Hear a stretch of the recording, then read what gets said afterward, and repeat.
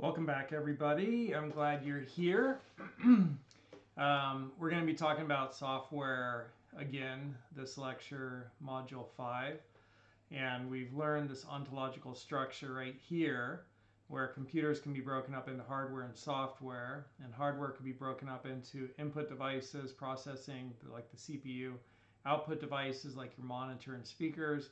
So input would be like keyboard, mouse, microphone, camera, and storage devices like solid-state drives, flash drives, hard disk drives. So hardware can be broken up into those categories, and software can be broken up into system software and application software.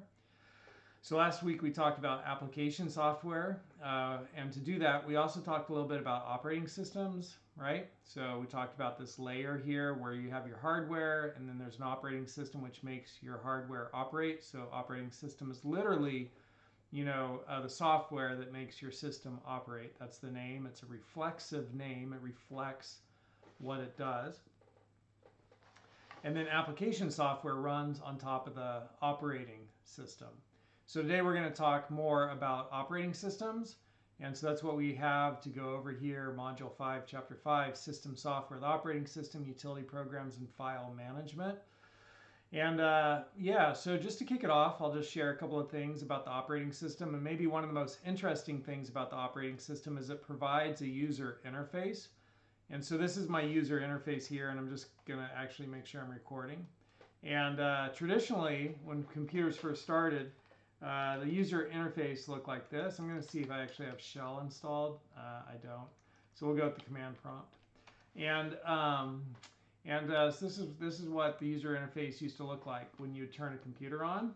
You just had this command line prompt, and this command line prompt was how you interfaced. This was the interface. This was how you interfaced with your computer, and it was called the command line interface, the CLI.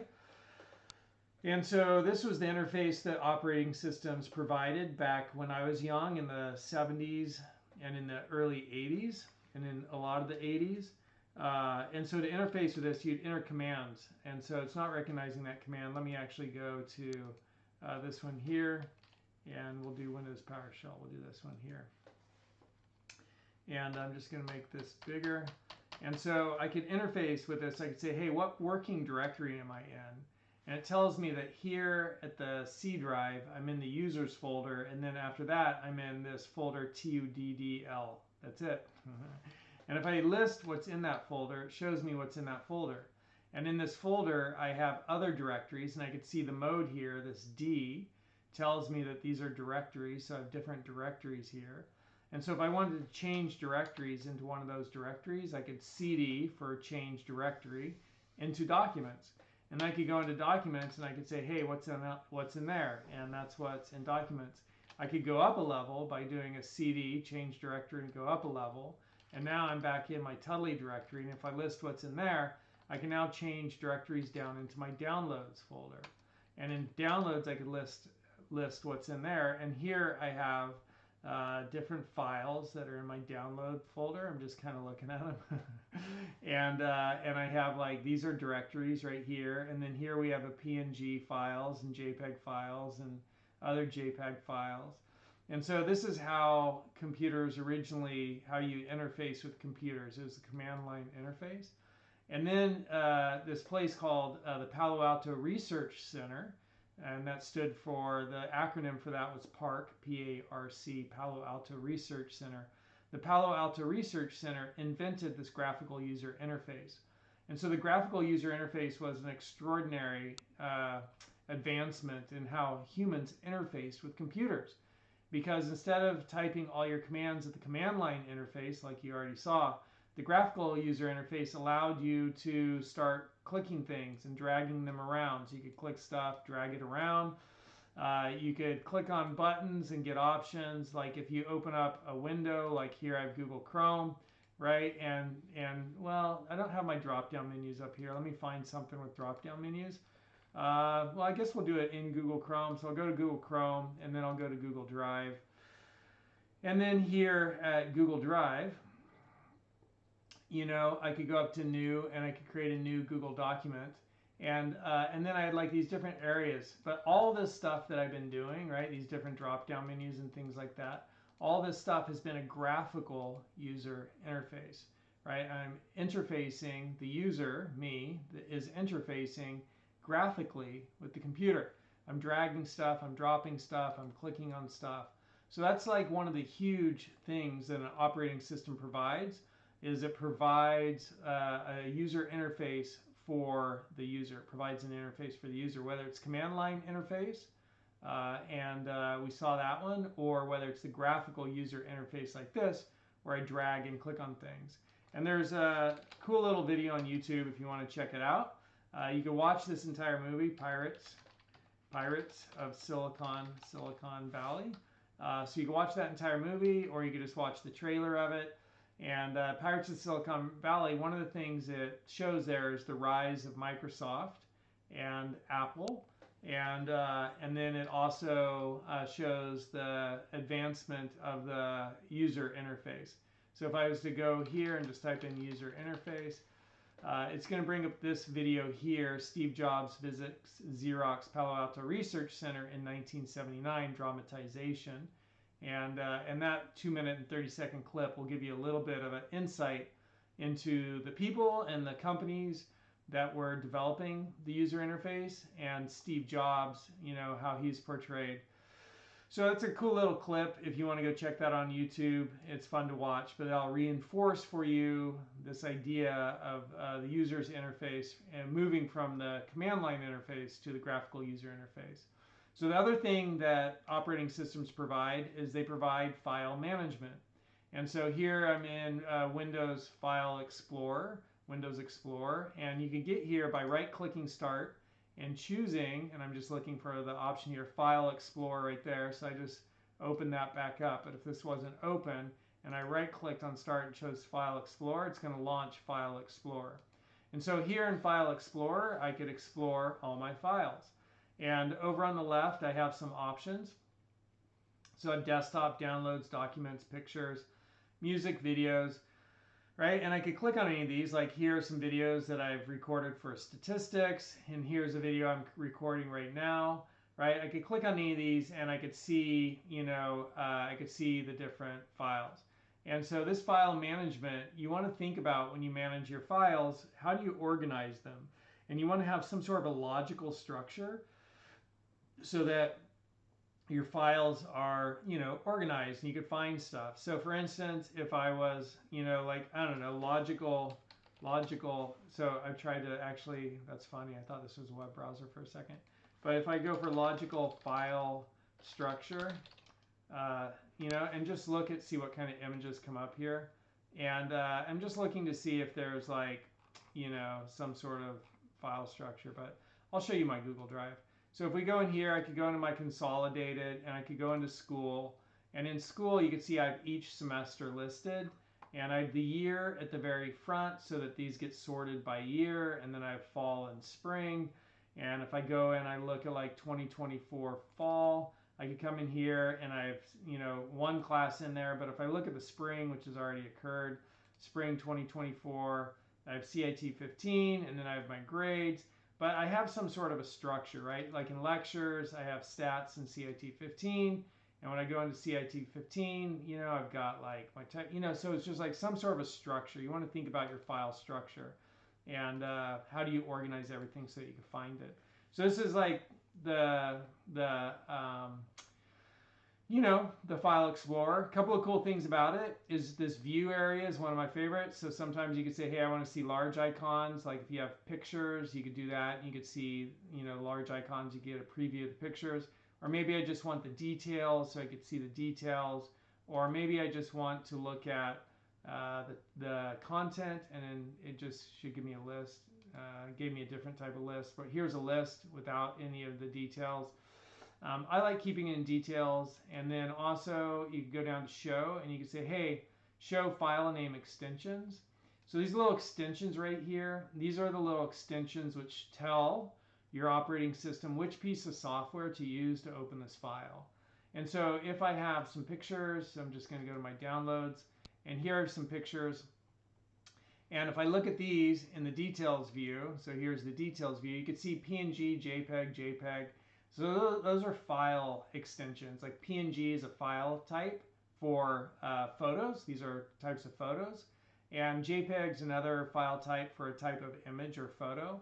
And you can see I have a little icon on there, a PS, and that stands for Photoshop. So if I was to double click this, it's going to launch the software Photoshop. But if I wanted to, I could right click this and I could choose Open With. And if I didn't see Open With there, I could do Show More Options, and it'll give me more options. And then there's Open With right here. And I could come in here and I could say choose another app. And then I could scroll through here and I could choose which app do I want my JPEGs to open in. And I can say, hey, always open this in the Photos app. So I'm going to click OK and watch this icon right here. It will change. So as I choose always open, select an app to open this JPEG file, right? I'm selecting that when I say always, right? If I go back and I look at that, you can see that icon changed. So JPEG files will now always be open with the Photos app. And you can see I double clicked it and it opened it in the Photos app. And let me just see, I still have this one open here. But if I right click this again and choose Open With and then choose another app right here. And again, if I didn't see Open With, I could go down here to show more options. But when I do Open With here, choose another app, I can then say, hey, Photoshop, and always open it with Photoshop. So it's out now, I'm going to actually open it with Photoshop, which takes a minute longer or a little bit longer because it's a bigger program. And so, you know, I have this set to open in Photoshop because I work with images in Photoshop.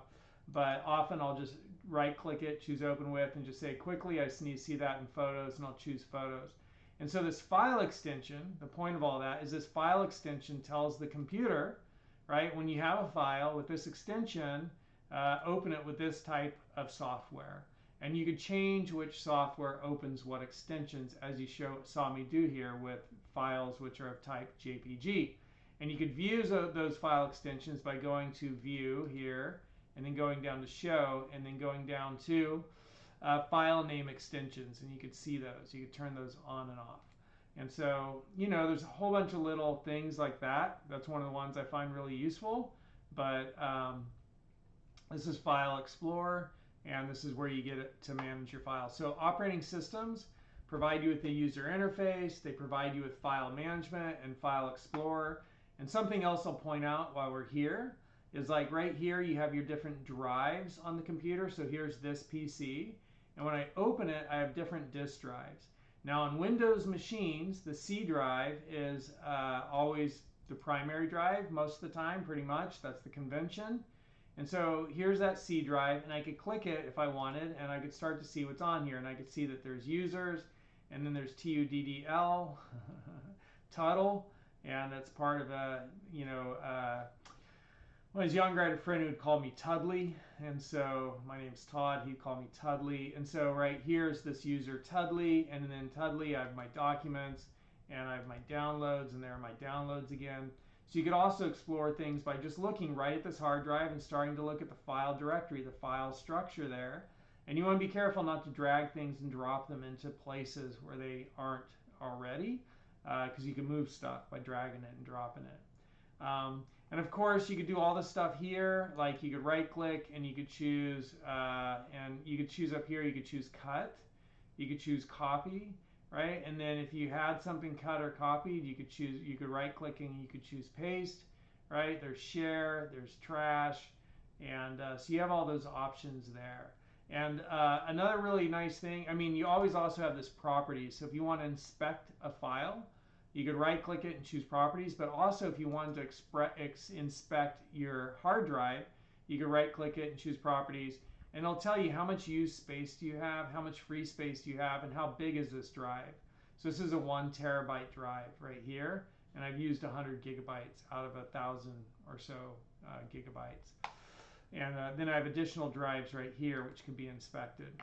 So operating systems, we're learning about operating systems. They make your system operate, and they provide you with a user interface, and then they also provide you with file management, and you know, like there's definitely a few more things that they do. And so one of the other main things they really do is they manage your hardware. So again, that gets back to this picture here, which we've already seen, but the operating system is interfacing with the hardware. It's making the hardware operate. And so the hardware is going to be built to certain specifications. and there's different industry standards for different types of hardware. So Windows has a certain kind of hardware, and you could go to ChatGPT, and you could say, let's do a new chat, and you could say, what kind, I understand that CPUs have instruction sets. What type of CPU does Windows run on? Isn't there a certain kind of configuration for the CPU with certain a certain instructions with a certain instruction set for Windows machines? I think that type of CPU is called x64 or something. And I'm not actually sure exactly what the answer is. So Windows runs primarily on CPUs that use x86 or x84 instruction sets. Here's a breakdown. x86 is the 32-bit instruction set, which has been widely used in PCs for decades. It was originally developed by Intel and is still used today, though it's largely been replaced by its more modern counterpart for most applications. x64, this is the 64-bit version of x86 architecture. It was designed to handle more memory and improve performance over 32-bit x86. When people refer to x64, they're typically talking about 64-bit architecture that modern Windows machines use. Most Windows versions today are designed to run on x64 CPUs, and this allows for better performance, more memory access greater than 4 gigabytes, and compatibility with newer applications. So when you run Windows on a modern PC, it's almost certainly using a CPU with the x64 instruction set, such as Intel's Core i series or AMD's Ryzen processors. These CPUs support both the x86, 32-bit, and x64, 64-bit instruction sets, allowing them to run older 32-bit applications as well as modern 64-bit software. Can you please explain? Can you please provide a simple explanation of instruction sets? Of what an instruction set is, of what an instruction set is.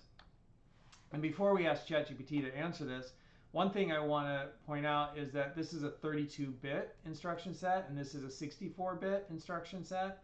And so that means that it could process 32 bits at a time or 64 bits at a time. And that's called its word size. How many bits a CPU can process at a time is called its word size. So let's get the simple explanation of what an instruction set is so that we could learn that or reinforce that knowledge within ourselves. An instruction set is like a list of basic commands that a computer's CPU understands and can execute. These commands tell the CPU how to do specific tasks such as adding numbers, moving data, or comparing values, right? Think of the CPU as a worker and the instruction set as a set of instructions or tools the worker can use. Each instruction tells the CPU to perform a small specific operation, and these instructions are combined to carry out more complex tasks like running software, playing videos, or opening web pages. In short, an instruction set is the language a CPU speaks to process data and execute programs. Different CPUs may use different instruction sets, which is why software is often designed to work with specific CPU types, like x86 or x64. What CPU type does macOS run on? Didn't Mac just come out with an M1 and M2 and M3 CPU? What are those? Let's see what it says about that. macOS runs on two main types of CPUs, Intel CPUs. Historically, Apple used Intel's x86 processors in Macs from around 2006 until 2020. These Intel processors use the same instruction set as most Windows machines. Apple Silicon M1, M2, M3, starting in 2020, Apple transitioned to its own custom designed processors known as Apple Silicon, specifically the M1, 2, and now M3 chips. These are based on the ARM architecture, which uses a different instruction set from Intel's x86. ARM chips are known for being energy efficient and are widely used in smartphones, including iPhones and iPads. The M123 chips are ARM-based processors that Apple developed specifically for Macs, and they provide significant improvements in performance, battery life, and efficiency compared to Intel chips. These chips also have an integrated design, meaning the CPU, GPU, graphics processing unit, and memory, RAM, are all combined into a single system on a chip, SoC, system on a chip, which boosts speed and reduces power consumption. So while older Macs run on Intel processors, most new Macs, like the MacBook Air, MacBook Pro, iMac, and Mac Mini, now use Apple Silicon, which marks a significant shift in Apple's hardware architecture. When Macs had Intel chips, you could install Windows on Macs. Now that Macs have Apple Silicon, can you still install Windows on those on those Macs, or is Windows not compatible with ARM-based processors on those Macs without any layers of virtualization or translation. So you could there is sometimes software, so you could run software on top of a Mac which has its Mac operating system, and you could run some software which emulates an x64 chip, and then you could run Windows on top of that. But that's really laborious, and it's kind of like you're running stuff to run stuff, which is running twice as much stuff, which is taking up resources. But it used to be able to run Windows right on Mac because they had the Intel chips. When Macs had Intel chips, you could install Windows natively using Boot Camp, which allowed dual booting between Mac and Windows without any virtualization or translation. This worked because both macOS and Windows could run on the same x86 architectures. Windows compatibility with ARM. Windows does have a version that supports ARM processors called Windows 10.11 on ARM. However, it is not widely used on consumer PCs and doesn't have full compatibility with all traditional Windows apps, particularly those designed for x86 processors. Some apps may run using emulation, but not everything will work seamlessly. No boot camp on Apple Silicon. Apple no longer offers boot camp on Apple Silicon Macs. This means you cannot install Windows natively on these Macs as you could with Intel-based Macs. Virtualization. To run Windows on Apple Silicon Macs, you would need to use a virtualization tool like Parallel Desktop or VM Fusion, which allows you to run the ARM version of Windows in a virtual machine. These tools use virtualization layers to run Windows on macOS, but do so efficiently, though it's not the same as running Windows directly on the hardware like with Boot Camp. However, this method still introduces limitations and performance overhead compared to native installation. So when you get into programming, you talk about how close can you get to the hardware, because the more layers of software and junk you have between your software and the hardware, the more resources it's going to take to run that. And so that's what they mean, like when Windows was natively installed on an Apple computer that had Intel chips, x64 architecture, and you could do it with Boot Camp, and so Windows would run natively on that hardware. There was like no software between the hardware and Windows to make it run. It just ran natively right on the hardware. But now with the Silicon chip, Apple Silicon, you have the hardware, you'd have some layer of virtualization, and then you'd have Windows on top of that. It's just more processing that has to occur to make all that run, and that tasks your resources, your hardware resources. It's just making them work harder. So pretty much now with Apple Silicon, you're just going to run Mac OS, and it's a different architecture, different instruction set, different hardware. The ARM, what is it? It's ARM architecture. It's different architecture. It's ARM architecture. It has a different instruction set. So again, we get back to this picture here where you have hardware, and there's like the x86, x64, which is Intel, versus the Apple Silicon right? Silicon, wherever my C is, which is ARM architecture, right? So you got x64 architecture, which is like the Intel chips, and AMD Ryzen, right? They're using the x64 architecture, and so we'll make this architecture, and we'll make this Windows, and then we'll do versus Mac here, Apple Silicon ARM architecture, and then we're just gonna make this all super small, and so we'll bring that down to like size 10. Because the main thing here that you're looking at is, right, this hardware. So depending upon what the hardware is, if it's x64 architecture or if it's Mac, Apple Silicon, those are going to have different instruction sets, and you're going to create an operating system to interact with that hardware.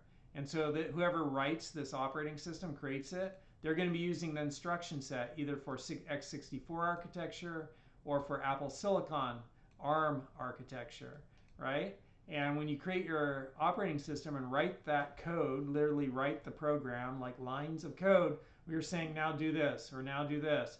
You're using the instruction set either for this, because you're making it for this hardware, or for that, right? Because you're making it for that hardware. And so each operating system has to be written to take advantage of whatever specific hardware it's going to run on. And then the application software has to be written to use whatever operating system it's going to run on.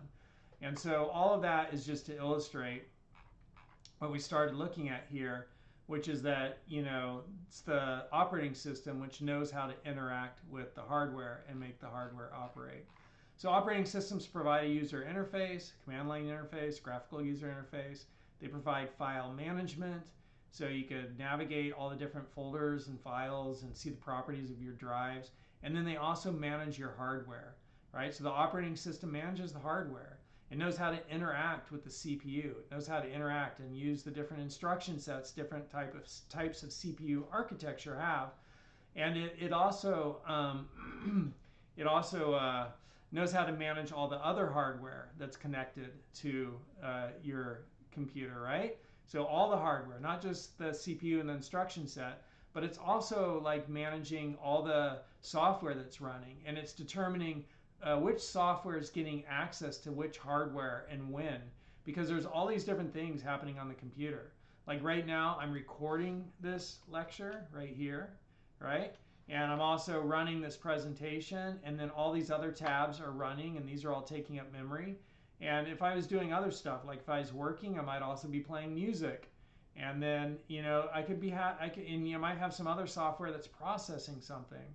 And so all this application software is running, and it needs access to memory, and it needs access to the hard disk drive and solid state drive, and it needs access to the CPU, right? And the operating system is like the conductor in an orchestra, who's orchestrating all these different things which are going on, just like a conductor in an orchestra is orchestrating the cellos, the oboes, that's the word I was looking for, the violins, the brass, the trumpets, right? The conductor is orchestrating all of those different pieces in the opera or in the band. And likewise, the operating system in a computer is like a conductor in an orchestra, and that it is coordinating and orchestrating all these different things which are running and saying what happens when and who's doing what when, and you do this, now you do that. And it's, figuring out like who gets access to the CPU, in what order do they get access, how long do they get access to the CPU for, right? So all that stuff, the operating system coordinates that. It's pretty complicated, right?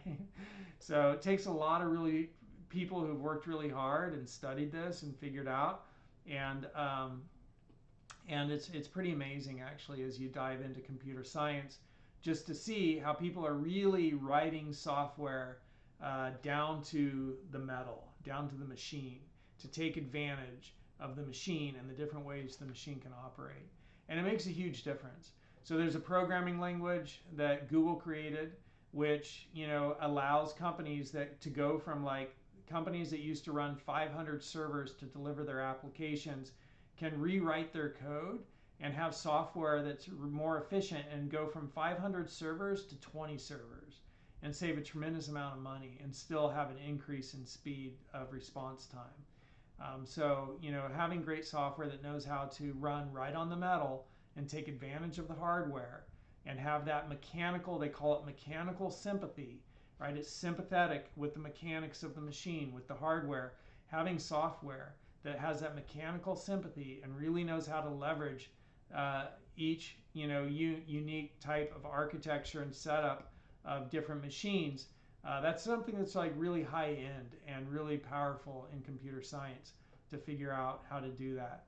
So the language I'm talking about is the Go programming language. It's created by Google and is created by some of the heaviest hitters in computer science, Rob Pike, Ken Thompson, and Robert Gressimer.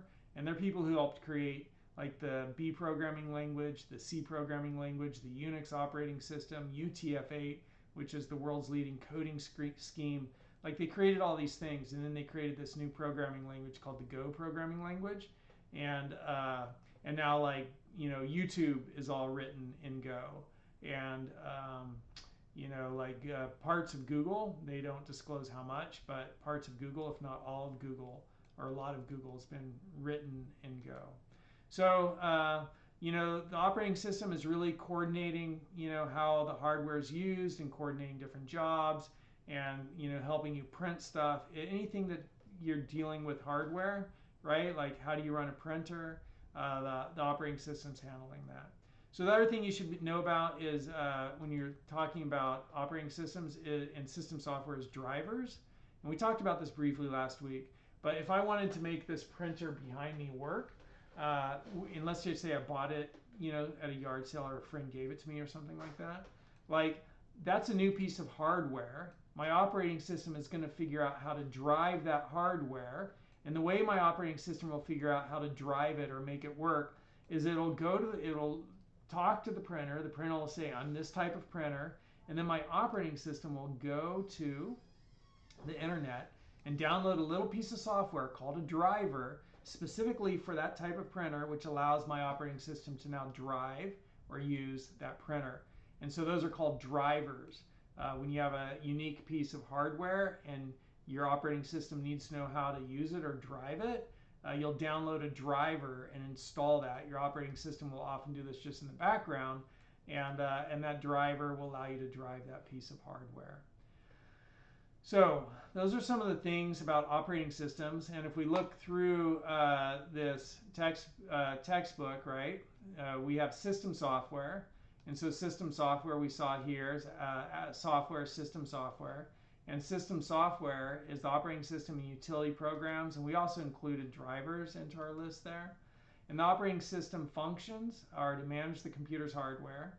It's to allow application software to work with the CPU. And it's to manage, schedule, and coordinate tasks. We've talked about all that. And they provide a user interface, right? And if I skip over stuff, it's just because I don't think it's important, so who cares? And then these are different operating systems that are out there. So for PCs, personal computers, you have Windows or you have macOS, right? Those are two of the most popular ones. But then you also have Linux, which could run on a PC. So if you wanted to, and this is kind of the cool thing about this picture here, is this was a fun thing that I enjoyed learning when I learned this when I was younger. But the hardware is the hardware. And all of this stuff up here has been installed on top of the hardware, which means that you could reinstall all of this. So if my computer starts messing up, I could go to Restore, and I could do MacBook Pro, right, to factory settings. And then it'd be easier just to go to ChatGPT, and it'll give you that instruction list than trying to read about it online. But the main point I want you to learn here is that I could reinstall all the software.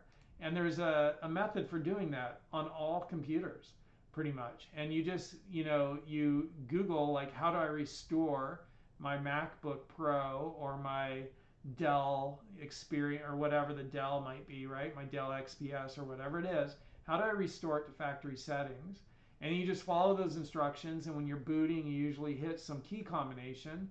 And then your computer will reinstall all of the operating system and all of the application software. It'll wipe out any junky software, any viruses that are already on here. It'll completely delete these two layers and then reinstall them. And your computer will be like the day it came from the factory. It'll be just like a fresh operating system, and it'll have the application software installed that originally came with it. So that's kind of a cool thing to know. Another cool thing to know is, like, let's say you get tired of running Windows, and you've been running Windows on your machine, but now your machine's like maybe 6 years old or 8 years old, and Windows is really slow and laggy on your machine because machines have become more powerful and over 6 to 8 years, and the software has been written to take advantage of that power. And so this software requires more processing power, which current computers can do. But your computer is way down here, 6 to 8 years old, so it's trying to run software, a new operating system and other software, which has been written to take advantage of modern hardware, which has more processing power. But your computer is old and doesn't have as much processing power, but it's trying to run this stuff, this software, which requires more processing power. And so because of that, your computer, which is older, is going to be laggy. It's trying to run this stuff, but it can do it. It just takes it more time, right? It just takes more time. And because of that, you might say, well, I'm tired of trying to run this, software, which requires so much processing power, the newer stuff. So I'm going to go get a new operating system, get rid of Windows, delete all the application software, get rid of all that. And you could say, I want to install Linux, Ubuntu onto my Windows machine. And so you could come to here and I guess accept all, and you could go to products, and you could do like here's different Ubuntu stuff, right? So Ubuntu desktop, I'm going to go there and download Ubuntu desktop. So I download this to like a little flash drive, and then I go to ChatGPT and get the instructions. How do I install this? And then once it's on my flash drive, I'd go and I'd boot that new operating system into my computer. It replaced the operating system and all the application software that was there, which used to be Windows, and then I'd have Linux Ubuntu, which requires less resources, running on my machine. So my older machine, since this would require less processing power, would be able to run this better. And I could also do Linux light distros, and so best lightweight Linux distros. I could look through here and I could read like what are people using for distributions, because there's different distributions, different distros of Linux, and there are even lighter ones. But this is the most popular Linux version that's out there, Ubuntu. And so, I would try this first and see how the computer reacted, because this is going to be it's got the most community eyes, or a lot of community eyes on it. So it's going to run. It's going to have the best. It's going to work the best. the least issues, probably no issues. So Linux is actually really amazing, and you can watch this video. It's open source software, which means it's built by people who just contribute to it, and you could watch them just like checking out these different videos. Elon Musk, I'm releasing a 20,000 motorhome to end all competition. I don't know what that is, but it kind of grabs my attention. It's kind of nuts. All right, so I'm looking for how is Linux built. All right, and so there's this cool video and lines of code right here. How's Linux built? You can check that out. And that's a super great watch for 3 minutes, and it'll teach you a little bit about this other operating system, Linux. So check that out.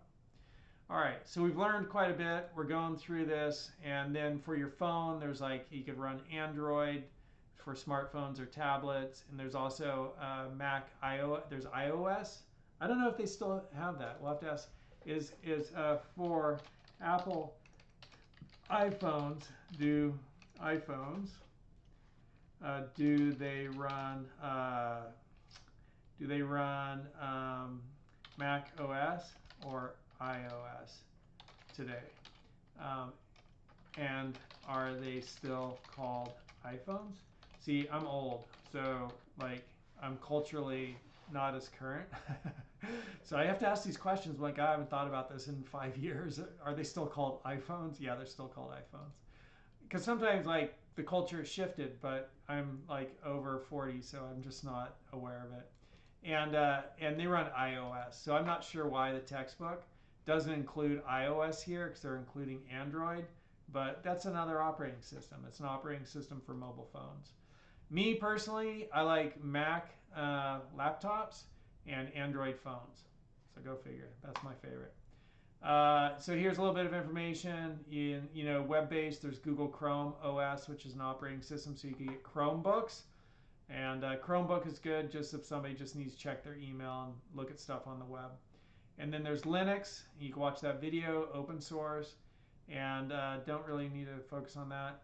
And here's kind of this idea that the operating system is coordinating and helping everything happen on your machine.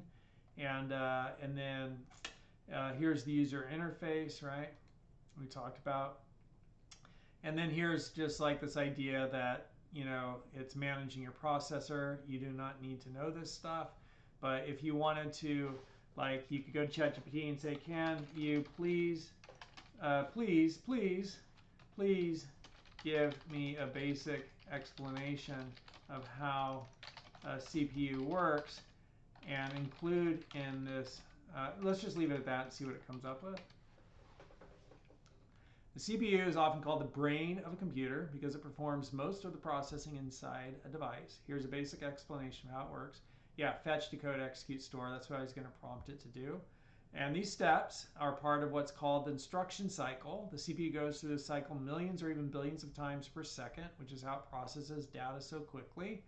And it has a control unit, which directs the operation of the processor. It has an ALU, arithmetic logic unit, which handles the arithmetic and logical operations like greater than, less than, true or false.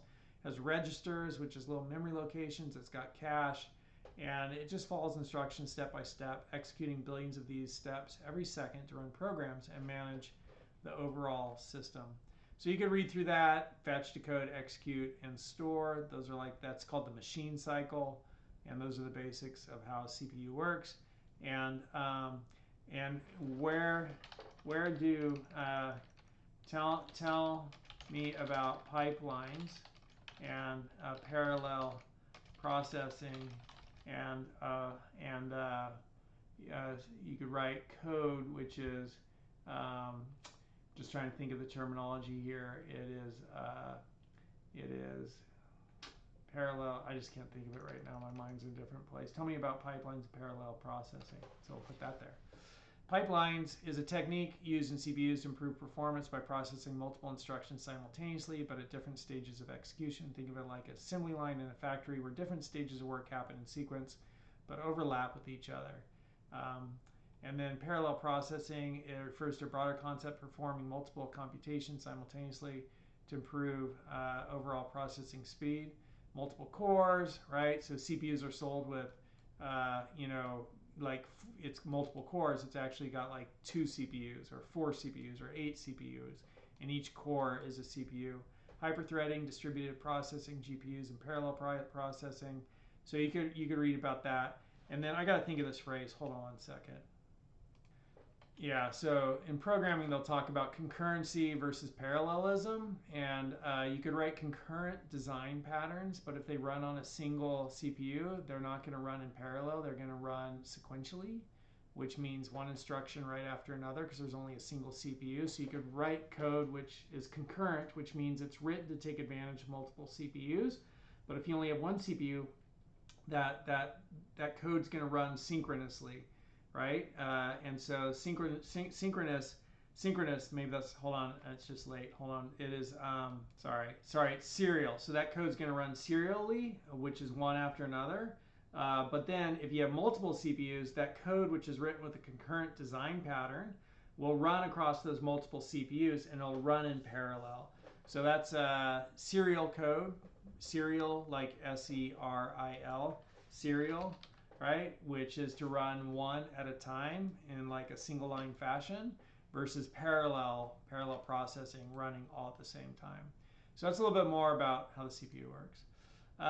It manages memory and storage. It manages peripheral hardware.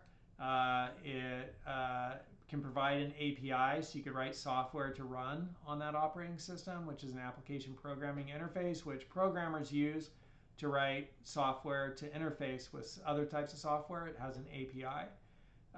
And then here's the boot process, which we already talked about. The computer turns on, and BIOS, which is stored on ROM right here, right? BIOS is basic input-output system. BIOS loads into the RAM, and the power-on self-test occurs, or the hardware gets tested. And then once BIOS is loaded into RAM, the computer now knows how to talk to the hard drive, so it loads the operating system into RAM, and then the operating system is running, and everything gets configured for you to use. So here are those steps there described, and then also here described. And then, you know, there's the power on. Oh, how do you handle errors in the boot process, right? Well, just restart your computer if something happens. Or remove any newly added software or hardware. Or, hey, there's an advanced Windows Advanced Options menu, right? So just try to figure it out. ChatGPT, it's my answer now. And the different aspects on the Windows interface, so like this is my start menu down here, right? Here's my taskbar, this thing on the bottom. Some people like learning that you can move the taskbar. So if I right click this and I go to taskbar settings, in taskbar settings, I could choose, is there some way in here, search box, task view, widgets. Maybe you can't do it in Windows 11. So I'm not seeing other system tray icons, taskbar behaviors. Automatically hide the taskbar so you could have it disappear, and then things are bigger. But if it's disappearing, I come down here, and then when I come down, it rises back up.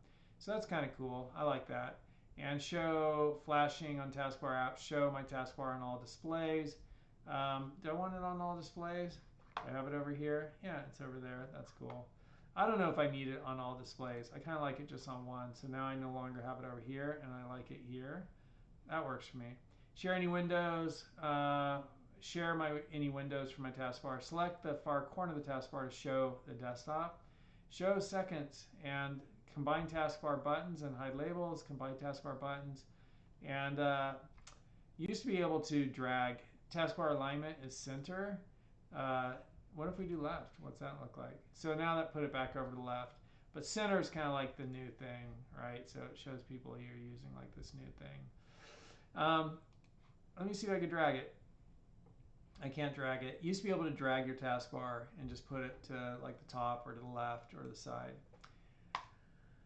So you could pin new stuff to your taskbar. So you could right click here and you could manage settings, but you could also go here and you could say, hey, I want to put this down here, and I could just drag it down there and I'd put it there, that icon for things I want to be right down here. So that's like, you know, more of like providing the user interface.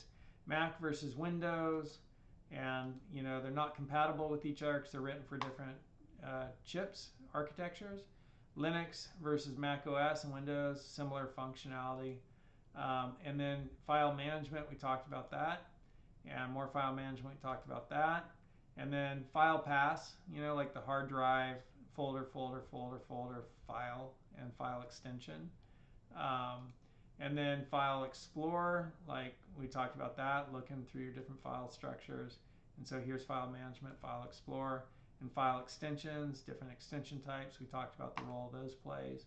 And you could cut, copy, move, rename, delete files. You could go into your recycle bin. Not everybody knows this, but you could go into your recycle bin. You could open this up, and then you could see what's been deleted, and you could recover stuff that you want to recover if you haven't permanently deleted it. And you could also right-click.